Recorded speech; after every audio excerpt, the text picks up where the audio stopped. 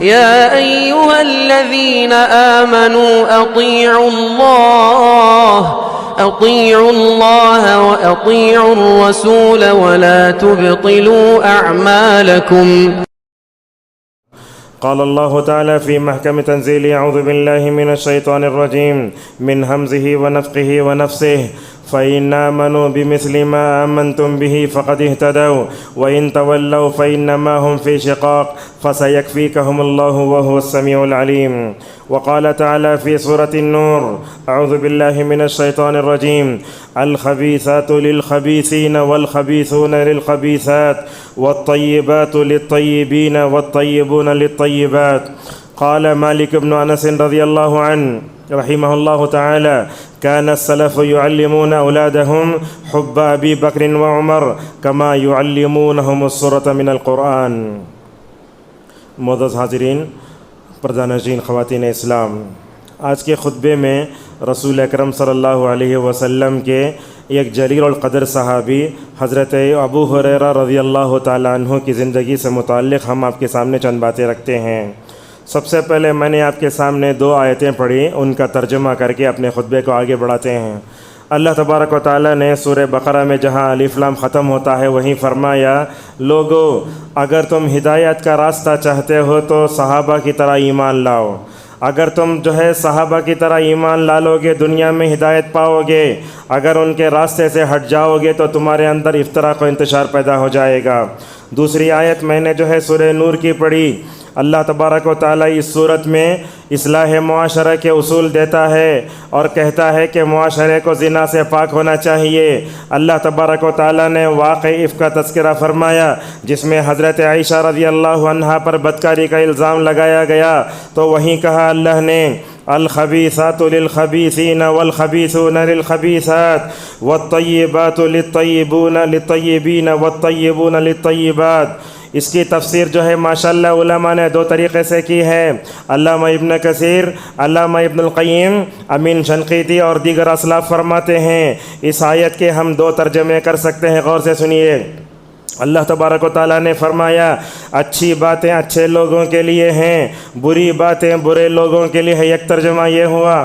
بعض علماء نے کہا کہ اس کا معنی یہ بھی ہو سکتا ہے اچھی عورتیں اچھے مردوں کے لیے اور اچھے مرد اچھی عورتوں کے لیے، بری عورتیں برے مردوں کے لیے اور برے مرد بری عورتوں کے لیے آتے ہیں۔ اس آیت میں ہمارے لیے سب سے بڑا پیغام ہے کہ ہم ان لوگوں کی سیرت پڑھیں جن کے نفس کا تزکیہ اللہ تبارک و تعالیٰ نے فرمایا۔ دنیا میں سب سے پاکیزہ شخصیت اگر تھی تو وہ انبیاء علیہم الصلاۃ والسلام کی تھی۔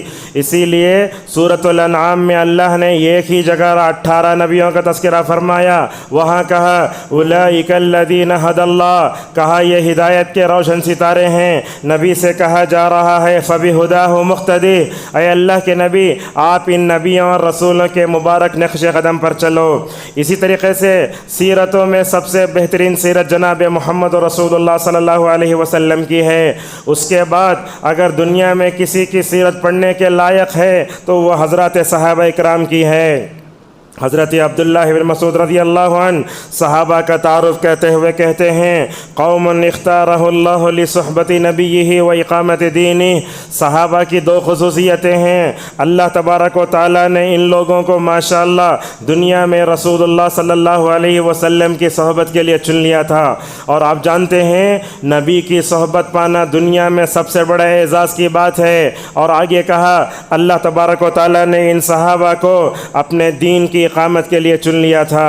معزز حاضرین، عموماً جب آج کل ہم دیکھتے ہیں ہمارے مجلسوں میں اور ہمارے جو گفتگو وغیرہ ہوتی ہے، اگر منہ کھولے تو ہیرو کے بارے میں گفتگو کرتے ہیں، اگر عورتیں ہیں تو ہیرونی کے بارے میں گفتگو کرتے ہیں۔ زیادہ سے زیادہ سیریل میں آنے والے کون لوگ، کرکٹ کھلاڑی کون لوگ، کون 6 مارا کون 4 مارا، اس کے بارے میں بات کرتے ہیں۔ مگر میں سمجھتا ہوں ہماری مجلسوں میں صحابہ ذکر ویسے نہیں ہوتا ہے جیسے ہونا چاہیے۔ کیا آپ بتا سکتے ہیں کبھی اپنے گھر میں بیٹھ کر اپنے بچوں کو بتائے کیا 4 خلفاء کے نام بتاؤ؟ کیا ہماری عورتوں کو رسول اکرم صلی اللہ علیہ وسلم کے 11 بیویوں کے نام یاد ہیں؟ کیا ہماری عورتوں کو رسول اللہ صلی اللہ علیہ وسلم کے بیٹیوں کے نام یاد ہیں۔ میں آپ کو بتاتا ہوں، افسوس ہے مدارس میں تو آج ایسا ماحول بن رہا ہے، مدرسے میں پڑھنے والے بچے بھی رسول اللہ کی اولاد کے نام نہیں بتا پا رہے ہیں۔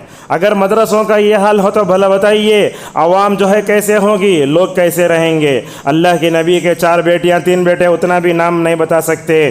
لہذا ہم سب کو صحابہ کو نمونہ بنا کر ان کی سیرت کا مطالعہ کرنا چاہیے۔ معزز حاضرین، آج کل ہماری زندگیوں میں پریشانی بہت ہے، وحشت ہے۔ لوگ بولتے کیسا کیسا کی ہوتا ہے، سمجھ میں نہیں آ رہا، کیا گیس کی شکایت ہے کہ موڈ نہیں لگ رہا؟ اس کا کیا سبب ہے؟ میں سمجھتا ہوں اس کا سبب یہ ہے کہ ہم نے جن لوگوں کو نمونہ بنایا وہ غلط ہے۔ یہ بات سنو، کتنی اچھی بات نقل کرتے ہیں۔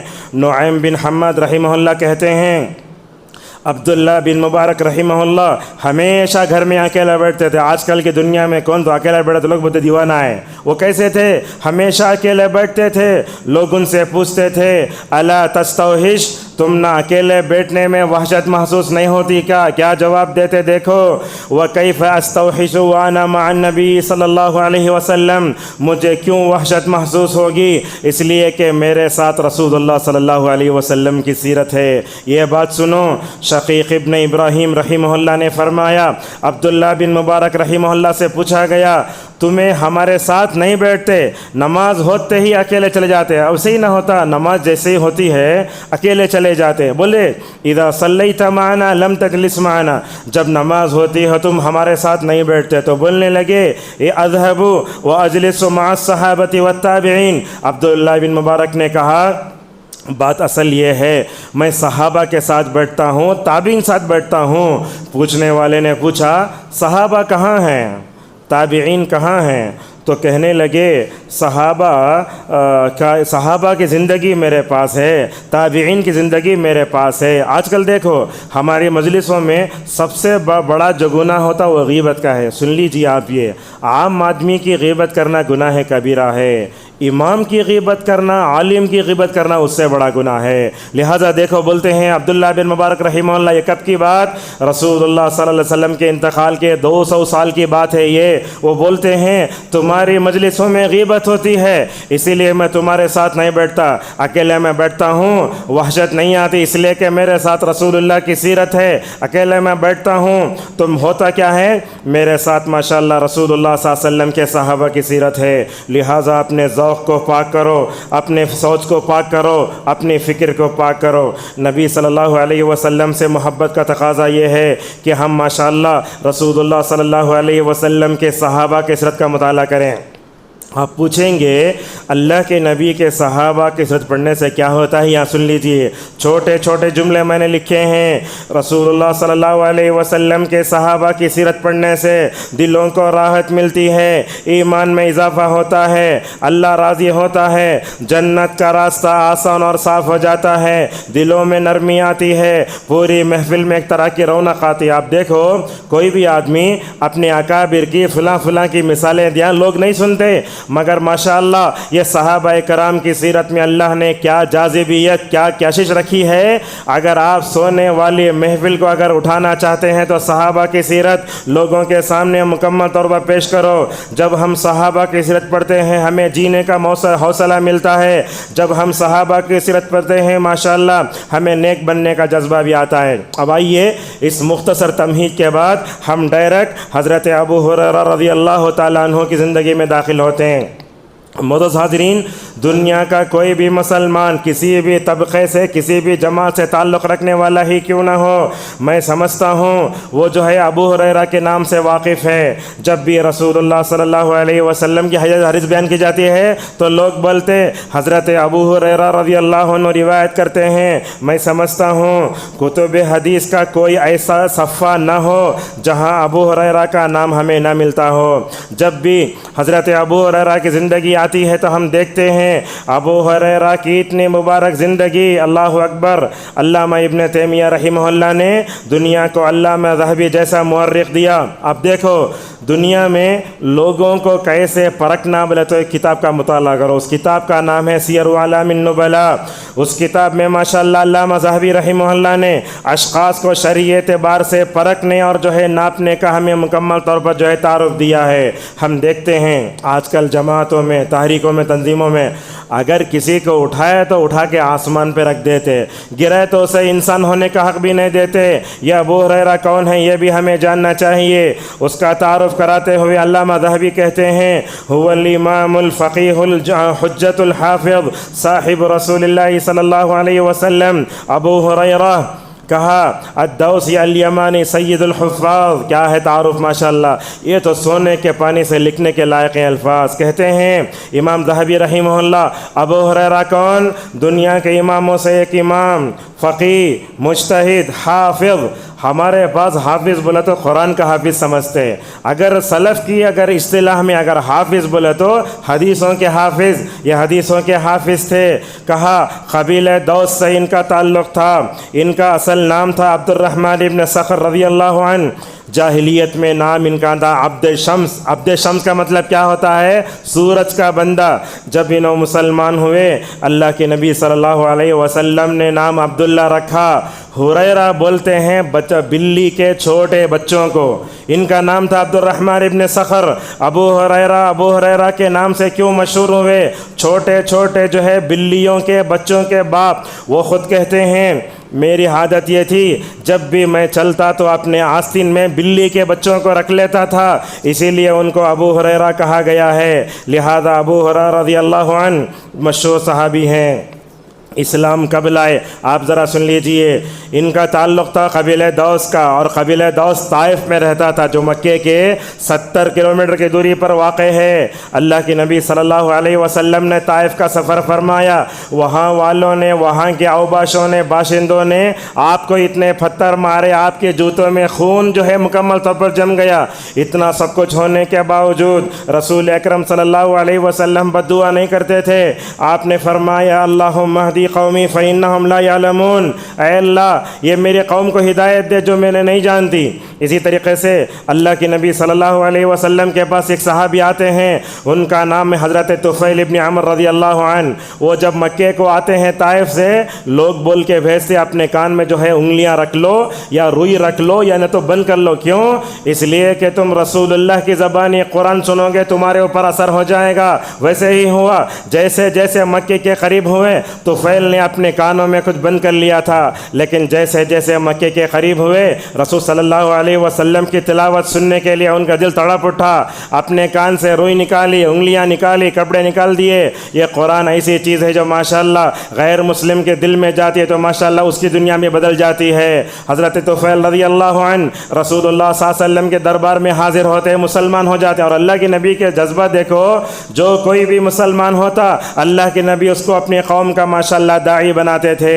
ابن حبان کی روایت آتی ہے حضرت طفیل بن عمر دوسی رضی اللہ عنہ جا کر اپنے قبیلے والوں کو سمجھاتے ہیں، ان کے قبیلے والے نہیں سمجھتے، کہتے ہیں یا رسول اللہ ان دوسا قد عصت وابت، کہنے لگے طفیل رضی اللہ عنہ یا رسول اللہ بات اصل میں یہ ہے میں جس قبیلے کا ہوں نا، یہ قبیلہ اللہ کی نافرمانی کرتا ہے، یہ قبیلہ رسول اللہ صلی اللہ علیہ وسلم کی نافرمانی کرتا ہے۔ طفیل نے آ کر رسول اللہ سے کہا اے اللہ کے نبی آپ بد دعا کر دیجئے۔ نبی اتنا جلدی بد دعا نہیں کرتے۔ دیکھو کیا ہے رحمت عالم کی رحمت، دیکھو آپ سے بد دعا کی درخواست کی گئی مگر ماشاءاللہ آپ نے قبیلہ دوس کی ہدایت کے لیے دعا فرمائی۔ آپ نے فرمایا اللہم اہدی دوس بہم، آپ نے فرمایا اے اللہ یہ قبیلہ دوس جو طائف میں رہتا ہے اس کو ہدایت دے اور ان کو میرے پاس مکمل طور پر لیا۔ امام بیہقی رحمہ اللہ دلائل النبوہ میں ذکر کرتے ہیں طفیل رضی اللہ عنہ کے اسلام کی وجہ سے ماشاءاللہ 70 یا 80 گھرانے مکمل طور پر جو ہے آپ صلی اللہ علیہ وسلم کی خدمت میں آئے۔ اور یہ بات یاد رکھو یہ ابو ہریرہ جو ہے نا طفیل بن عمر دوسی کی کوششوں سے ہی مسلمان ہوئے تھے۔ آپ جانتے ہیں اگر میرے خطبے میں سے اگر کوئی ایک صحیح بات پر بھی عمل کر لیا میرے لیے جو ہے کیا صدقہ جاریہ ہے۔ ایسے ہی ہوا طفیل بن عمر دوسی رضی اللہ عنہ کی کوششوں سے ابو ہریرہ مسلمان ہوئے۔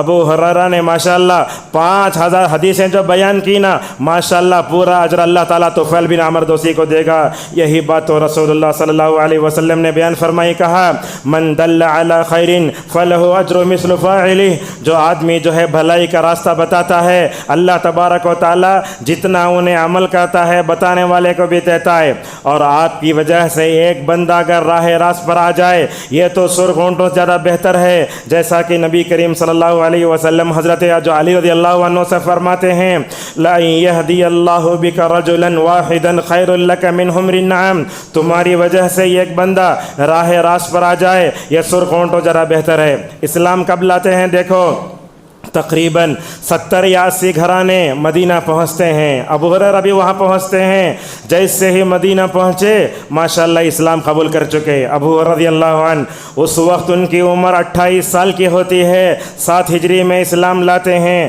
ابن عبد البر رحمہ اللہ نے فرمایا اسلم ابو ہریرہ رضی اللہ عنہ عام خیبر وشہدها مع رسول اللہ صلی اللہ علیہ وسلم غزوۃ خیبر، جب حضرت ابو ہریرہ مکہ ایک مدینے کو آئے ان کی عمر 8 سال کی ہے، 7 ہجری کی ہے۔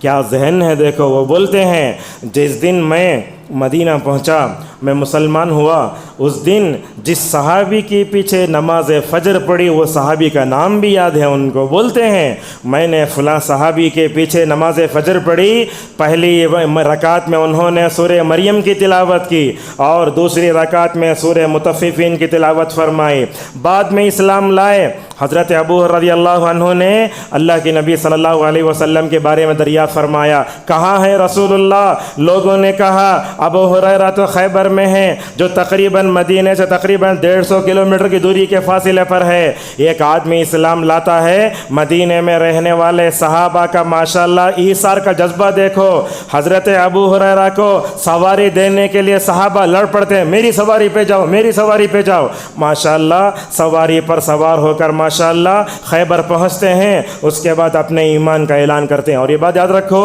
ابو ہریرہ رضی اللہ عنہ 7 ہجری میں ایمان لاتے ہیں، 8 9 10 11 4 سال رسول اللہ صلی اللہ علیہ وسلم کی صحبت میں زندگی گزارتے ہیں، پوری حدیثوں کو یاد کر لیتے ہیں، اللہ کے نبی صلی اللہ علیہ وسلم کے مقام و مرتبے کو بھی جان لیتے ہیں۔ رسول اللہ صلی اللہ علیہ وسلم نے ان کو امام اور مؤذن بنا کر بحرین روانہ فرمایا چند دنوں کے لیے۔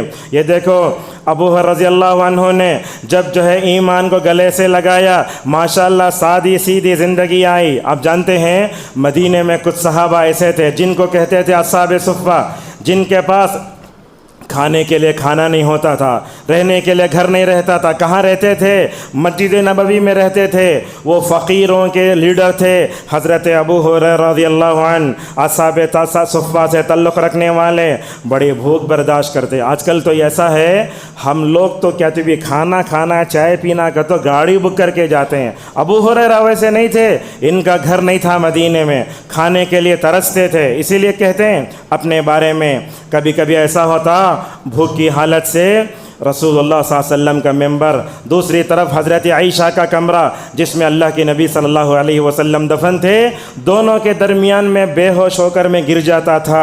لوگ بولتے ایسے لگتا ہے کہ حضرت ابو ہریرہ دیوانے ہیں، بے ہوش ہو کر گر گئے ہیں، لوگ ان کو لاتا مار لے کو جاتے۔ ابو ہریرہ رضی اللہ عنہ کہتے ہیں میری حالت یہ تھی، میرے پاس کھانے کے لیے کچھ بھی نہ ہوتا تھا، میں بھوک سے نڈال ہو کر رسول اللہ صلی اللہ علیہ وسلم کے ممبر اور جو ہے اللہ کے نبی صلی اللہ علیہ وسلم کی بیوی عائشہ رضی اللہ عنہا کے کمرے کے درمیان میں گر جاتا تھا۔ ہمیشہ رسول اللہ صلی اللہ علیہ وسلم کے ساتھ رہتے تھے۔ بعض صحابہ نے کہا ابو ہریرہ تم کہیں نہیں جاتے ہو، نہ کھیتی باڑی کرتے ہو، نہ کچھ کرتے ہو۔ اس موقع پر ابو ہریرہ رضی اللہ تعالیٰ عنہ نے فرمایا لوگو اگر میں تمہاری طرح کھیتی باڑی کروں یہ حدیثوں کے ذخیرے کو امت تک کون پہنچائے گا؟ اگر میں نہ ہوں تو تم بھول جاؤ گے، اگر میں اس کی حفاظت نہ کروں گا تو یہ حدیثیں تم تک پہنچ نہیں سکتی۔ لہذا اس طریقے سے حضرت ابو رضی اللہ عنہ آپ صلی اللہ علیہ وسلم ہمیشہ رہتے تھے۔ اللہ اکبر، 4 سال میں کتنی حدیثیں یاد کی ہے، نوٹ کر کے رکھو، اپنے بچوں کو بتاؤ۔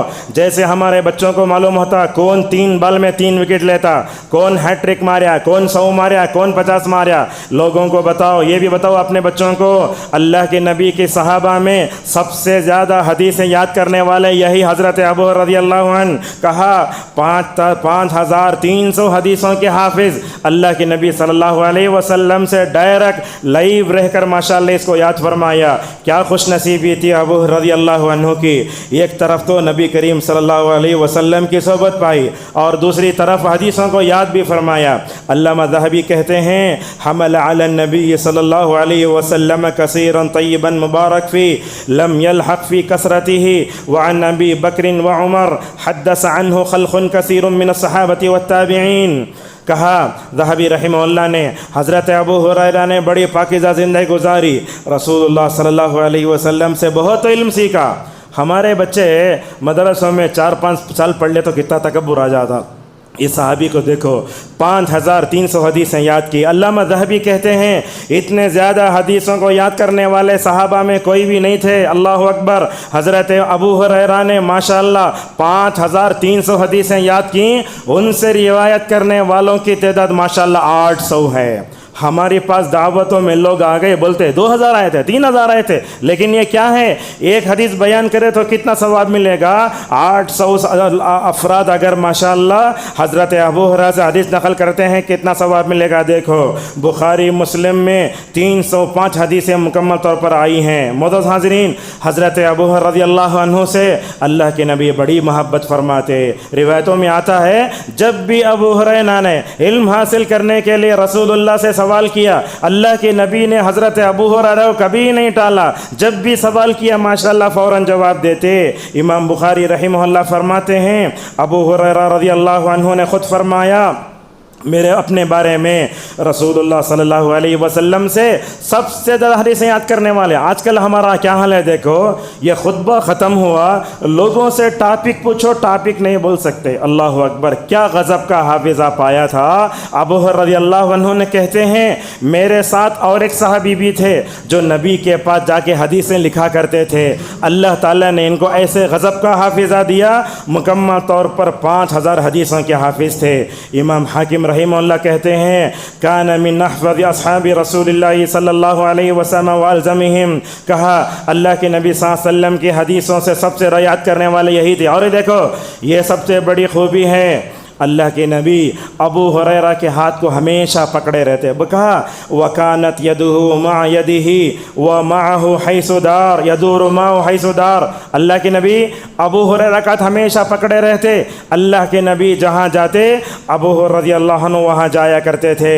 ان کے جذب علم کی تعریف کی رسول اللہ صلی اللہ علیہ وسلم نے۔ ایک دن حضرت ابو ہریرہ رضی اللہ تعالی عنہ نے رسول اللہ صلی اللہ علیہ وسلم سے پوچھا من اسعد الناس بشفاعتک یا رسول اللہ، کہا اے رسول اللہ آپ یہ بتائیے قیامت کے دن سب سے پہلے سب سے زیادہ آپ کی شفاعت اور سپورٹ کا کون زیادہ مستحق ہوگا؟ یہ سوال کس نے کیا؟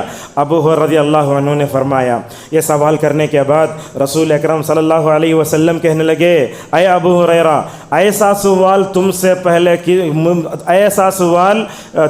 پہلے کسی نے نہیں کیا۔ اس کے بعد نبی کریم صلی اللہ علیہ وسلم نے فرمایا اسعد الناس بشفاعت یوم القیامت من قال لا الہ الا اللہ خالصا من قلبہ۔ آپ نے فرمایا کیا کہا؟ قیامت کے دن میری سفارش کو پانے والا خوش نصیب وہ ہوگا جو لا الہ الا اللہ کو خالص دل کے ساتھ کہے گا۔ حضرت ابو ہریرہ رضی اللہ عنہ کے حق میں اللہ کے نبی صلی اللہ علیہ وسلم نے دعا فرمائی۔ کیا دعا فرمائی؟ یہ دیکھو کیا روایت ہے۔ ایک دن کہتے ہیں یا رسول اللہ آپ دعا کیجئے اللہ تعالیٰ ابو ہریرہ کی محبت کو مومنین کے دل میں ڈال دیں، شاید یہی وجہ تھی۔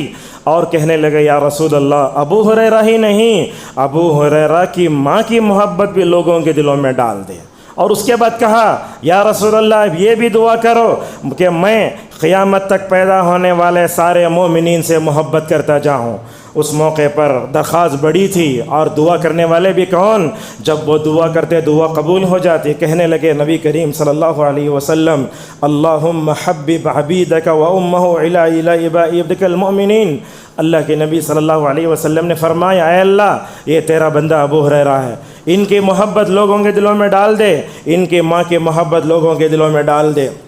ابو ہریرہ رضی اللہ عنہ کہتے ہیں اللہ کے نبی صلی اللہ علیہ وسلم کی اس دعا کے بعد جس نے مجھے دیکھا جس نے مجھے نہ دیکھا ماشاءاللہ وہ میرے سے محبت کرتا ہے۔ یہی بات ہی شاید اللہ کے نبی کی دعا تھی۔ میں سمجھتا ہوں دنیا کا ہر مسلمان ابو ہریرہ رضی اللہ عنہ سے پوری طرح واقف ہے۔ حدیث کی کوئی سی کتاب بھی کھولو ماشاءاللہ اس میں مکمل طور پر ملتا ہے۔ سعید المقبری کہتے ہیں اللہ کے نبی صلی اللہ علیہ وسلم یہ 5000 حدیثیں جو یاد کی نا وہ یاد کرنے میں کیا راز ہے دیکھو۔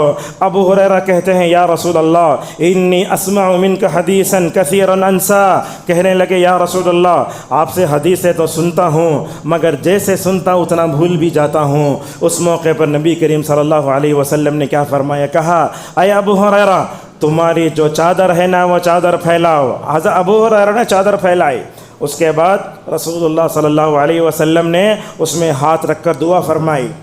اللہ کے نبی نے فرمایا ابو ہریرہ تم نے اپنا جو دامن پھیلایا ہے نا وہ دامن کو اپنی طرف کر لو۔ کہتے ہیں فما نسیت بعدہ شیء، اللہ کے نبی صلی اللہ علیہ وسلم کی اس دعا کے بعد ماشاءاللہ ایک حدیث بھی نہیں بھولتا تھا۔ ابن عمر فرماتے ہیں ہم صحابہ میں سب سے زیادہ اگر رسول اللہ سے چمٹ کر تھے وہ ابو ہریرہ رضی اللہ عنہ ہیں۔ طلحہ بن عبید اللہ رضی اللہ عنہ فرماتے ہیں ہم نے جو باتیں نہیں سنی وہ باتیں ابو ہریرہ رضی اللہ عنہ نے سنی۔ اعمش نے ابو صالح سے نقل کیا ہے حضرات صحابہ کرام میں کئی ایک افضل ہیں مگر ابو ہریرہ کو حدیثوں کے یاد کرنے میں اور امت تک پہنچانے میں جو فوقیت ہے وہ کسی کو حاصل نہیں ہے۔ شافعی رحمہ اللہ کہتے ہیں پوری حدیثوں میں سب سے زیادہ یاد کرنے والے ابو رضی اللہ عنہ ہیں۔ امام بخاری کہتے ہیں جیسے میں نے تھوڑی دیر پہلے کہا حضرت امام بخاری کہتے ہیں ابو ہریرہ سے حدیثوں کو یاد کرنے والے ماشاءاللہ تقریباً 800 زائد ہیں۔ بھوکے رہ جاتے تھے۔ کبھی کبھی دیکھتے رمضان میں اگر بیچ میں کبھی تکلیف ہو گئی، خصوصاً ہم بنگلور میں دیکھتے ہیں حالانکہ موسم ٹھنڈا ہوتا ہے، جب بھی وہ روزے کو برداشت کرنے کی طاقت نہیں ہوتی، یہ کیسے دو واقعات ہمیں رلا کے رکھ دیتے ہیں۔ ایک دن ابو رضی اللہ عنہ مدینہ کے گلیوں میں رہتے ہیں، ابو بکر گزرتے ہیں، پوچھتے ابو ہریرہ سے ابو ہریرہ پریشان کیوں ہیں؟ تو ابو ہریرہ اپنی بھوک کو چھپاتے ہیں، کہتے ہیں ابو بکر کچھ نہیں ہے۔ تھوڑی دیر کے بعد حضرت عمر گزرتے ہیں، پوچھتے ابو ہریرہ یہاں پریشان کیوں بیٹھے ہو؟ بھوک رہ کر بھی بھوک کا اظہار نہیں کرتے۔ دونوں چلے گئے۔ اس کے بعد اللہ کے نبی صلی اللہ علیہ وسلم آئے، کہنے لگے ابو ہریرہ کیا بات ہے؟ کہنے لگے یا رسول اللہ بھوک سے پریشان ہوں۔ اللہ کے نبی صلی اللہ علیہ وسلم نے ان کو بلایا اور دودھ کا ایک پیالہ ان کے ہاتھ میں دیا، کہا یہ دودھ جاؤ لے جاؤ۔ وہ کہتے ہیں دودھ کا اتنا سا پیالہ لے کر میں کیسے جاؤں گا؟ اس کے بعد وہ کہتے ہیں کہ جتنے فقراء صحابہ تھے ان کو پلانے کا حکم دیا۔ میں پریشان ہوا، حالانکہ بھوک مجھے مار رہی ہے، پریشان کر رہی ہے۔ ابو ہریرہ کہتے ہیں دودھ کا چھوٹا سا پیالہ لے کر میں کیسے پورے فقراء صحابہ کو پلاؤں گا؟ کہتے ہیں وہ دودھ کا پیالہ لیا، کئی سو صحابہ پیے، آخر میں اللہ کے نبی صلی اللہ علیہ وسلم نے ابو ہریرہ سے کہا ابو ہریرہ پیو پیو۔ ابو ہریرہ کہتے ہیں میں پی کر ماشاءاللہ پوری رگیں پھول گئیں، دودھ ویسے کا ویسے ہی تھا۔ اس واقعے سے معلوم ہوتا ہے ابو ہریرہ رضی اللہ عنہ ایسے ہی ماشاءاللہ جو ہے بھوک کے لیے تو علم کے لیے مکمل طور پر برداشت کرتے تھے۔ ایسے ہوتے علماء کرام۔ آج کل ہم دیکھتے ہیں علماء کے ساتھ امت جو تعلق جو سلوک کر رہی ہے وہ غلط ہے۔ ایک عالم دین بننے کے لیے مدرسے میں انتظامیہ اساتذہ ان کے گھر والے جو تکلیفیں پڑھتے اس تکلیف کا امت کو احساس نہیں ہے۔ آج کل علماء کے ساتھ جو سلوک کیا جا رہا ہے وہ کبھی بھی جو ہے ناقابل برداشت ہے۔ حضرت ابو ہریرہ رضی اللہ عنہ ایسے ہی تھے۔ ان کے صفات کیا تھے؟ بڑے ذکر کرنے والے، ہمیشہ عبادت کرنے والے، ایک دن میں 12,000 مرتبہ استغفار کرتے تھے، بڑے صبر کرنے والے، بڑے اللہ سے ڈرنے والے۔ یہ روایت بھی ہمیں رلا دیتی ہے۔ نسائی کی روایت آتی ہے ایک دن کچھ لوگ جمع ہیں، ایک آدمی اس میں بے ہوش پڑا ہے۔ اللہ کے نبی صلی اللہ علیہ وسلم کے وہ صحابی تھے ابو رضی اللہ عنہ، وہ حدیث بیان کرنے جاتے، اٹھتے بے ہوش ہو کر گر جاتے، دوسری مرتبہ حدیث بیان کرنے جاتے بے ہوش ہو کر گر جاتے، تیسری مرتبہ اٹھتے بے ہوش ہو کر گر جاتے۔ صحابہ اکرام تو بولتے ہمیں سمجھ میں نہیں آتا کہ ابو ہریرہ کس قدر رو رہا ہے۔ چوتھی مرتبہ اٹھتے، اس کے بعد لوگوں سے بولتے اے لوگوں میرے سے اللہ کے نبی صلی اللہ علیہ وسلم نے فرمایا قیامت کے دن 3 لوگوں سے جہنم کی آگ بھڑکائی جائے گی۔ ابو ہریرہ سوچتے ہیں شاید میں اس میں سے ہو جاؤں گا تو کیا کروں گا. حالانکہ صحابہ کرام وہ نفوس قدسیاں ہیں، ان آنکھوں پر جہنم کی آگ حرام، پورے صحابہ جنتی، اس کے باوجود بھی ابو ہریرہ اس طریقے سے ڈرتے تھے. وہ حدیث بیان کر کے پھر بے ہوش ہو جاتے. اور ایک مرتبہ ایسے ہوا، آج کل ہوتا کیا ہے، لوگ دکانوں میں ادھر ادھر بیٹھے رہتے ہیں، مسجد کے آنے کو معمولی سمجھ جاتے ہیں، یہ خطبہ یہ سب چیزیں بہت بڑا جو ہے امت کے لیے خیر ہے. ایک دن بازار میں کھڑے ہو کر حضرت ابو ہریرہ رضی اللہ تعالیٰ عنہ نے فرمایا، دیکھو مسجد کو جاؤ، وہاں میراث تقسیم ہو رہی ہے. لوگ میراث تقسیم کیا سمجھتے؟ پیسے سمجھتے. ابو ہریرہ بازار میں کھڑے ہیں، لوگوں کو بولتے ہیں جاؤ مسجد میں میراث تقسیم ہو رہی ہے. وہاں آئے تو کیا ہے، ایک آدمی نماز پڑھ رہا، ایک آدمی رکوع میں ہے، ایک آدمی سجدے میں ہے، ایک آدمی دعا میں ہے، ایک آدمی حدیث میں ہے. جا کر ابو ہریرہ سے لوگ بولے، اے ابو ہریرہ کہاں ہے رسول اللہ کی میراث؟ نہ تو وہ پیسہ ہے نہ کچھ ہے. ابو ہریرہ نے اس وقت لوگوں سے، آئے لوگوں یاد رکھو، میراث بولے تو پیسہ نہیں ہے، یہ نبی کی حدیث ہے، اللہ کے نبی کا ورثہ ہے. یہ قرآن، یہ حدیث، یہ ذکر، یہ مسجد ہے، یہ سب ماشاءاللہ اللہ کے نبی صلی اللہ علیہ وسلم کے علم کا ورثہ ہے. اپنے گھر والوں کی بھی ماشاءاللہ تربیت فرما. عموماً کیسا ہوتا ہے، آدمی اکیلا جنت میں چلے جائے، اس کی بیوی اور اس کے بیٹے بھاڑ میں چلے جائیں، لوگ ایسے ہی سوچتے ہیں. ابو عثمان النہدی رحمہ اللہ کہتے ہیں، میں 7 دن تک ابو ہریرہ رضی اللہ عنہ کے گھر میں مہمان تھا. کتنے دن تک؟ 7 دن تک. میں دیکھتا ایک مرتبہ ابو ہریرہ اٹھتے، ابو ہریرہ اٹھے تو اپنی بیوی کو اٹھاتے، بیوی اٹھی تو اپنے بچوں کو اٹھاتے. ماشاءاللہ سب مل کر الحمدللہ کیا کرتے تھے؟ قیام اللیل کرتے تھے، حدیث کو اچھی طریقے سے سمجھاتے. اللہ اکبر. یہ ابو ہریرہ نے اپنے دامن میں 5300 حدیثیں رکھ لیں، اس کے باوجود بھی دنیا سے جاتے ہوئے کیا ڈر ہے. دیکھو ابو ہریرہ رضی اللہ عنہ کے انتقال کا وقت قریب آیا تو کہنے لگے، مجھے ایسا ڈر لگتا ہے راستہ لمبے توشہ کم ہے. یہ کس کا حال؟ یہ اس شخصیت کا حال جن کے پاس 5300 حدیثیں. ہمارا کیا انجام ہوگا ذرا سوچ لیجئے. اسی طریقے سے ابو ہریرہ رضی اللہ عنہ کی زندگی میں جو ہمارے لیے سبق ہے، ماں کے ساتھ حسن سلوک. کہتے ہیں ابو رضی اللہ عنہ، میں ہمیشہ اپنی ماں کو اسلام کی دعوت دیتا تھا. بیٹا 5300 حدیثوں کا حافظ، لیکن ماں مشرکہ اور کافر ہے. ابو ہریرہ کی سوچ دیکھو، ابو ہریرہ اکیلے جنت میں چلے جائے یہ نہیں ہو سکتا. جس سے پیدا ہوئے ان کو بھی جنت میں لے جانے کی تڑپ ہے. کہتے ہیں ماں کو ہمیشہ میں نے اسلام کی طرف دعوت دی، مگر کبھی وہ اسلام نہیں لائی. ایک مرتبہ کیا ہوا، ایک مرتبہ ایسے ہوا، حضرت ابو ہریرہ کی ماں نے رسول اللہ کے بارے میں کچھ جملے کہہ دیے. اور غیرت کیسے تھی، ابو ہریرہ رضی اللہ عنہ ماں کے وہ ناپسندہ کلمات کو سن کر روتے ہوئے رسول اللہ صلی اللہ علیہ وسلم کے پاس پہنچتے ہیں. کہتے ہیں یا رسول اللہ، میری ماں نے ایسے ایسے کہا، یہ نہیں کہا تمہارے خلاف کہا ہے. اور کہا یا رسول اللہ آپ دعا کر دیجیے، اللہ تعالیٰ ابو ہریرہ کی ماں کو ہدایت دے دیے. اللہ کی نبی صلی اللہ علیہ وسلم نے دعا فرمائی، اللہم ہدی ام ابی ہریرہ. اللہ کے نبی نے یہ فرمایا، اللہ تعالیٰ تمہاری ماں کو ہدایت دے. آپ نے فرمایا اے اللہ ابو ہریرہ کی ماں کو ہدایت دے دے. دعا ہوئی. حضرت ابو رضی اللہ عنہ رسول اکرم صلی اللہ علیہ وسلم کے پاس سے نکلتے، اپنے گھر جاتے ہیں تو دروازہ کھٹکھٹاتے ہیں ابو رضی اللہ عنہ. تو ابو ہریرہ کو بولتی ماں ذرا رک جاؤ. حمام سے نکلتی ہیں، نہاتی ہیں، کہتی اشہد ان لا الہ الا اللہ، ایمان لا چکی ہیں. کہتی ہیں حضرت ابو رضی اللہ عنہ فخرجت اعدو وابشرها بدعاء رسول اللہ صلی اللہ علیہ وسلم. بولتے علماء اللہ کے نبی کی دعا ابو ہریرہ سے پہلے پہنچ گئی. ماشاءاللہ دوڑتے ہوئے اللہ کے نبی صلی اللہ علیہ وسلم کے پاس آئے، کہنے لگے یا رسول اللہ آپ نے میری ماں کی ہدایت کے لیے دعا کی تھی، الحمدللہ میری ماں مکمل طور پر جو ہے اسلام لا چکی ہے. ایسے ہونا چاہیے. دیکھو ماں کے ساتھ حسن سلوک کیسا. اہل علم کہتے ہیں جب تک ابو ہریرہ کی ماں زندہ تھیں ابو ہریرہ حج کو نہیں گئے، اپنے ماں کے ساتھ رہتے تھے. اپنے ماں کے ساتھ بات کرنے کا انداز دیکھو، گھر کے دروازے پر کھڑے ہو کر کہتے السلام علیکم یا امتہ ورحمۃ اللہ وبرکاتہ. کہتے تھے امی جان اللہ تعالیٰ کی سلامتی اور رحمتیں تم پر ہو. کیا جواب دیتی ماں؟ بولتی اے میرے بیٹے اللہ تبارک و تعالیٰ تم پر بھی اپنی سلامتی اور رحمت اتارے.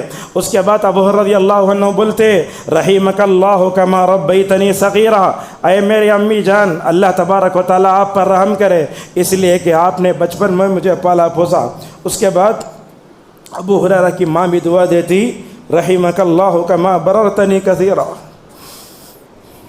اللہ تعالیٰ تم پر بھی رحم کرے، تم نے بڑے ہو کر بھی ماشاءاللہ میرے ساتھ مکمل طور پر حسن سلوک کیا۔ بہرحال اتنے طویل خطبے سے ہم پیغام یہ دینا چاہتے ہیں، صحابہ کی سیرت پڑھنے سے رسول اکرم صلی اللہ علیہ وسلم کی محبت حاصل ہوتی ہے۔ ان صحابہ کو نمونہ بنا کر تربیت کرو، ان جیسا ایمان، ان جیسا اخلاق اور اس جیسے نمونہ کو اپنے اندر مکمل پیدا کرو۔ اور ایک بات بھی ہے، صحابہ کے نام سے آپ اپنے بچوں کے نام بھی رکھنا چاہیے۔ آج کل ہمارے پاس کیا ہے، اگر بچہ پیدا ہوا تو سیدھا پیر کے پاس جاتا، مرشد جا کے بولتا نام دیو تمہارا، انہیں اپنا نام رکھتا۔ اور بعض لوگ ہوتے ہیں کوئی تو بھی جماعت سے تعلق رکھتے ہیں، وہ جماعت کے بانی کا نام رکھتے ہیں، ایسے نہیں ہونا چاہیے۔ ابو بکر نام رکھو تو لوگ بولتے ابو بکر نام پرانا ہوگا، ارے ابو بکر نام پرانا ہو گیا، ان کا ایمان تو ایسے ہے۔ ابو بکر کے ایمان کو ایک پلڑے میں رکھو، ساری امت کو اگر ایک پلڑے میں رکھو گے، ساری امت کا ایمان بھی ابو بکر کے پلڑے جو ہے ایمان کا مقابلہ نہیں کر سکتا۔ اسی لیے ابن عثیمین رحمہ اللہ کہتے ہیں اپنے بچوں کے نام رکھنے کے بارے میں 5 اسٹیجز ہوتے ہیں۔ اپنے بچوں کا نام عبداللہ عبد الرحمن رکھو، دوسرا عبد سے رکھو، تیسرا یہ ہے کہ جو ہے صحابہ کے نبیوں کے نام سے رکھو، اور جو ہے ماشاءاللہ اللہ تعالیٰ کے نیک بندوں کے نام رکھو۔ کتنے ہمارے صحابہ، 1 لاکھوں صحابہ ہیں، ان کا نام بھی رکھنا چاہیے۔ کیوں؟ اس لیے کہ اگر ہم اپنے بچوں کے نام صحابہ کے جیسے نام رکھ کے اللہ سے بولتے اے اللہ میں اپنے بچے کا نام ابو بکر رکھا، اگر تو ابو بکر کی ایک صفت بھی میرے بچے کے اندر پیدا کر دیا تو ماشاءاللہ میرے بچے کا بیڑا پار ہو جائے گا۔ اور اسی طریقے سے صحابہ خود ماشاءاللہ اپنے بچوں کے نام صحابہ کے نام سے مکمل طور پر رکھتے تھے، غلط نام نہیں رکھنا چاہیے۔ اور میں سمجھتا ہوں جتنی حدیثیں ماشاءاللہ دنیا میں پڑھی جائیں گی، ابو ہریرہ نے اپنے پیچھے 5300 حدیثیں چھوڑی، ماشاءاللہ وہ قیامت کے دن ان کے حق میں مکمل طور پر کام آئیں گی۔ اللہ کی نبی نے یہی فرمایا نظر اللہ امرأ سمع مقالتی فحفظها ووعاها وأدى كمن سمعها، اللہ تعالیٰ تر و تازہ رکھے اس آدمی کو جس نے میری بات سنی، اس پر عمل کیا، اس کی حفاظت کر کے ماشاءاللہ دوسروں تک پہنچا دیا۔ ہمیں صحابہ کا دفاع بھی کرنا چاہیے، صحابہ کے بارے میں جو صحیح کتابیں ان کتابوں کا مطالعہ کرو۔ اور ایک بات یاد رکھو، کبھی بھی اللہ سے دعا کرو تو بولو اے اللہ جنت میں رسول اللہ کے ساتھ رکھ، ہمیں اللہ سے بولنا اے اللہ ہمیں جنت میں رسول اللہ صلی اللہ علیہ وسلم کے صحابہ ہمیں حشر فرما۔ یاد رکھو آپ جن سے محبت کرو گے قیامت کے دن اللہ تعالیٰ ان کے بازو کھڑا کرے گا۔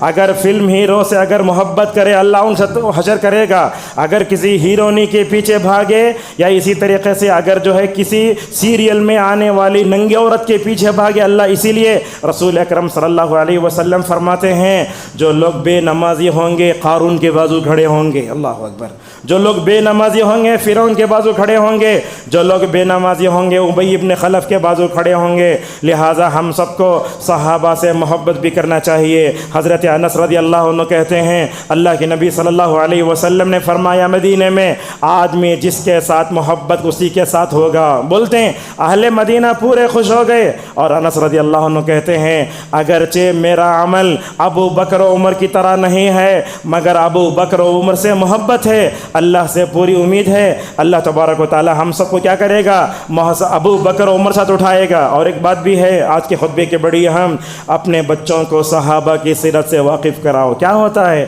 بچے کھانا کھاتے وقت بولتے تمہیں موبائل رکھے تک میں کھانا کھاتا نہیں، ہمیں کیا کرتے اس میں میوزک ڈالتے، گانے ڈالتے، زیادہ سے زیادہ الٹے سیدھے خیچ ڈالتے۔